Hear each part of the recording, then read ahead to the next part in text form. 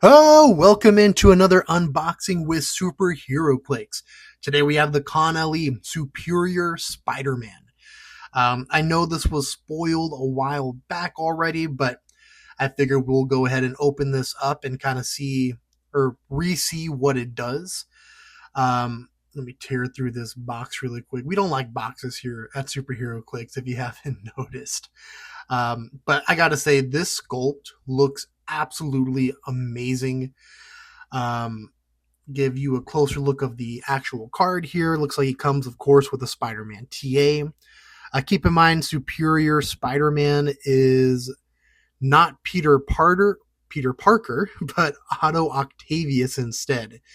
Well, you get a closer look of the sculpt here. Once again, absolutely amazing. Love the arms, love the smoke behind it. This is a really cool sculpt. So let's go ahead and see what this guy actually does.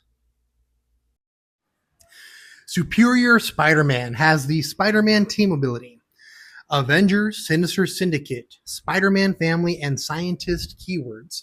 He comes in at 55 points with a 3 range, 2 targets, and 7 clicks. He has 2 traits and 1 special damage power. So starting off with trait 1, Friends Across the Spider-Verse. Once per turn for all friendly characters with this trait. When Superior Spider-Man hits, after resolutions, you may place a friendly character with the Spider-Man Family keyword of less points than Superior Spider-Man adjacent to him. So pretty solid trait, something that we've seen a lot of from that new Spider-Man set that just came out. So definitely, if you're playing him on a Spider-Man team with a bunch of characters with this trait, you could definitely move him around the map pretty easily. And then his next trait is Web Warriors, clearly superior. Once per turn, when Superior Spider-Man is placed by a friendly effect, after resolutions, he may choose a standard power and an opposing character within range and line of fire. If he does, the chosen character can't use the chosen power until your next turn. That's pretty solid. So you could really only activate this. It says once per turn when Superior Spider-Man is placed by a friendly effect. So you're probably going to want to run him on a Spider-Man team with other characters with that Friends Across the Spider-Verse trait. So that way you could just place him adjacent to them. And now, once you do that, Superior Spider-Man could choose any standard power that character has or an opposing character has within range and line of fire. And then now they just can't use that power. And it's not outwit technically. So I think characters that have, protected or safeguard outwit, this would get through that. So that's actually pretty cool. And then lastly, his damage power. Parker was holding back. Exploit weakness. When Superior Spider-Man attacks one or more characters with a higher point value than himself, modify his attack and damage by +1. That's also really solid. I mean, he's at 55 points, so you're probably going to be attacking, some characters that are a higher point value than him, especially if you're focusing on your opponent's heavy hitters. So that's pretty solid with that exploit weakness. The only thing I don't like is he only has that damage power on clicks 3 through 6.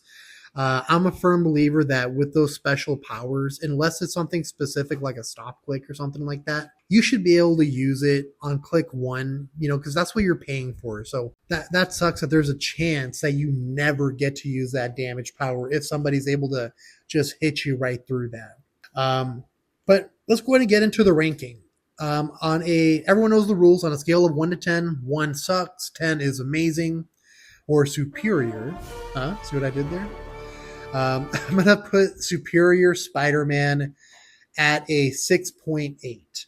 I think this guy he's okay. I don't like that his mobility is terrible. I mean, you're really only moving him around if you're carrying him, or if you're, dragging him across the map through his first trait, the Spider-Verse trait. But other than that, I mean, he doesn't even have web crawler or anything like that. So that's kind of silly to me. Like I said, I don't like the fact that you're not guaranteed to get to use his damage power. But with that being said, the pros, I mean, he does get to start off with, super duper senses because he has a Spider-Man TA and he has super senses. I do like the fact that he has this kind of special variation of outwit that is not technically outwit, so you can get around other things. And he also just has outwit on top of that. So you are going to be able to mess up your opponent a little bit with this guy.